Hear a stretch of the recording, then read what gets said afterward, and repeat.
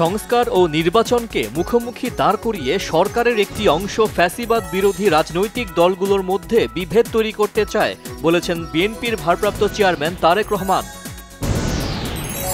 শ্রমিকদের উন্নয়ন না হলে নতুন বাংলাদেশ গড়ার প্রত্যাশা পূরণ হবে না বলেছেন প্রধান উপদেষ্টা অধ্যাপক ডক্টর মোহাম্মদ ইউনূস। শ্রমিকদের অধিকার নিশ্চিতে কাজ করছে অন্তর্বর্তী সরকার বলেছেন শ্রম ও কর্মসংস্থান উপদেষ্টা এম সাখাওয়াত হোসেন। শ্রমিক মালিক বৈষম্য দূর করতে না পারলে নতুন বাংলাদেশ গড়া সম্ভব নয় বলেছেন জামায়াতের আমির ডাক্তার শফিকুর রহমান।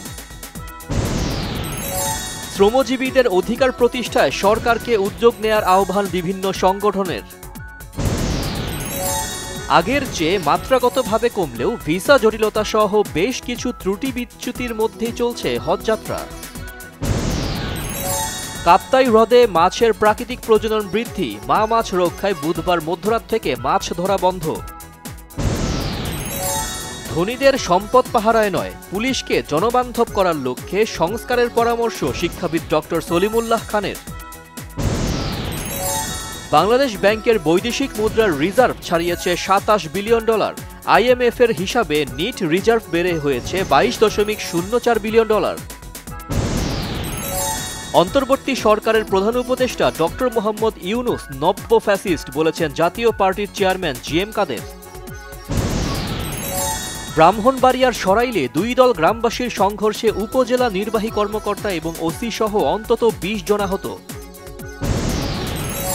চট্টগ্রামের আনোয়ারায় পাহাড়ের মাটি ধসে চাপা পড়ে 2 শিশুর মৃত্যু হয়েছে, আহত আরও 2 শিশু। 31 জুলাই জাহাঙ্গীরনগর বিশ্ববিদ্যালয়ে ছাত্র সংসদ ও হল সংসদ নির্বাচনের তফসিল ঘোষণা। নারায়ণগঞ্জের রূপগঞ্জে মঞ্জু ডাইং ও টেক্সটাইলে গ্যাস বিস্ফোরণে দগ্ধ হয়েছে 3 জন। কাশ্মীরে সন্ত্রাসী হামলার ঘটনা নিয়ে পাকিস্তানের প্রধানমন্ত্রী শাহবাজ শরীফ ও ভারতের পররাষ্ট্রমন্ত্রী এস জয়শঙ্করের সাথে যুক্তরাষ্ট্রের পররাষ্ট্রমন্ত্রীর ফোনালাপ। ইসরায়েলে স্মরণকালের ভয়াবহ দাবানলে একদিনেই পুড়ে ছাই হয়েছে প্রায় 3000 একর এলাকা, সহায় সম্বল ছেড়ে পালাচ্ছেন ইসরায়েলিরা। বাংলাদেশের জার্সিতে সামিত সোমের খেলার বিষয়ে অনাপত্তিপত্র দিয়েছে Canada football federation. UEFA champions লিগে 3-3 সমতায় শেষ হল বার্সেলোনা ইন্টার মিলান রোমাঞ্চকর প্রথম লেগ সেমিফাইনাল। প্রেমের গল্পের নাটক কি মায়ায় জড়ালেতে আবারও রোমান্টিক জুটি হয়ে আসছেন এ প্রজন্মের আলোচিত জুটি ইয়াশ রোহান ও তানজিম সায়ারার তটিনী।